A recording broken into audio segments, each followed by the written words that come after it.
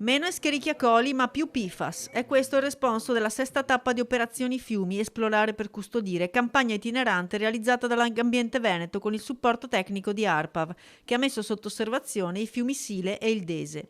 L'eccezione riguarda invece i punti campionati a Santa Cristina e Casale sul Sile, dove il batterio fecale è stato invece rilevato in quantità leggermente superiori alla norma. La situazione è ancora critica sul fronte dello stato chimico delle acque, per cui abbiamo riscontrato anche con le analisi di ARPAV diversi sforamenti per erbicidi, pesticidi e i PFAS, per cui chiaramente c'è ancora molto da fare per attenzionare e quindi proteggere il fiume Sile. C'è una corresponsabilità tra cittadini ed aziende, ma queste ultime contribuiscono maggiormente all'inquinamento delle acque dei fiumi veneti. Sicuramente però la presenza di un tessuto industriale diciamo, influisce sulla qualità delle acque, ma anche ricordiamo attentamente la presenza di aziende agricole, quindi, e anche tutto l'impatto che hanno i reflui zootecnici ad esempio, quindi c'è il comparto della zootecnia sicuramente e del mondo dell'agricoltura ha un impatto importante. Una delle vittorie di Legambiente e di altre associazioni per la protezione delle acque è stata quella riguardante il ricorso contro l'espansione dell'aeroporto,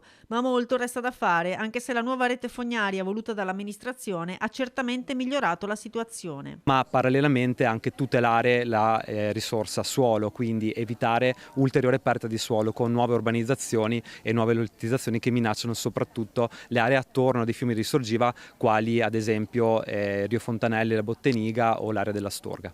L'assessore all'ambiente e vice sindaco Alessandro Manera ricorda che l'obiettivo è quello di allacciare l'80% della popolazione alla rete fognaria. Più persone si allacciano e meno scarichi ci sono direttamente sul fiume. Non esistono più praticamente industrie insalubri che scaricavano nei nostri fiumi, se no commettendo dei reati. Vorremmo arrivare all'80% di allacciabilità a fine mandato, ci stiamo lavorando. Come ho detto, realizzare una rete fognaria e una rete idrica, perché contemporaneamente abbiamo fatto anche la rete idrica, perché c'era una dispersione altissima, non è mai una cosa amministrativamente che ti porta grandi abbracci e applausi, perché chiaramente va a realizzare qualcosa che sta sul sottosuolo e che crea disagi nel momento della sua attuazione.